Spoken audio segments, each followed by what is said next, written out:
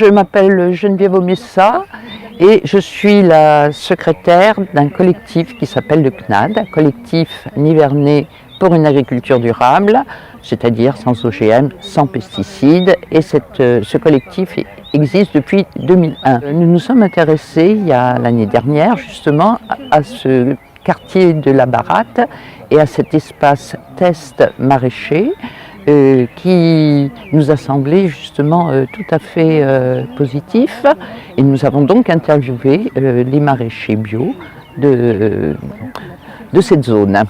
Ce projet de maraîchage bio qui a été initié par l'ancienne municipalité socialiste et miracle, la nouvelle municipalité qui est plutôt macroniste a repris le même projet. Alors c'est assez rare que... Bon.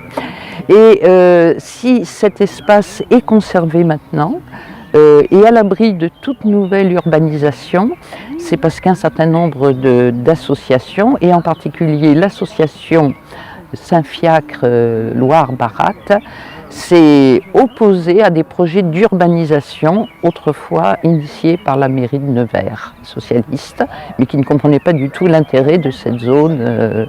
Donc il y a eu un certain nombre d'épisodes. Loire Vivante qui a fait reconnaître en 2001 cette zone comme inondable.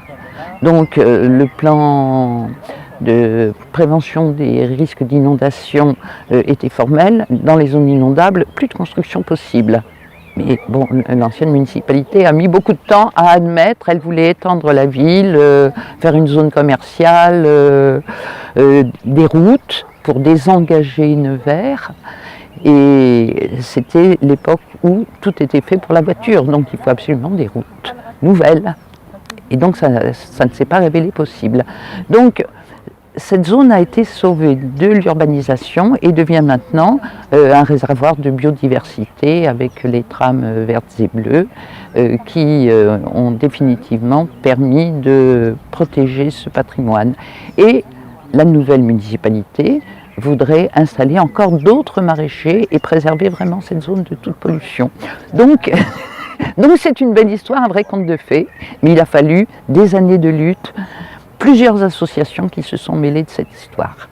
Alors je ne suis pas une spécialiste, je ne suis pas une naturaliste, j'ai suivi ce qui se passait, je dirais un petit peu de l'extérieur, mais au CNAD, le collectif dont j'ai parlé, Loire Vivante, est une association adhérente du CNAD, donc qui nous tenait informés de tout ce qui se passait.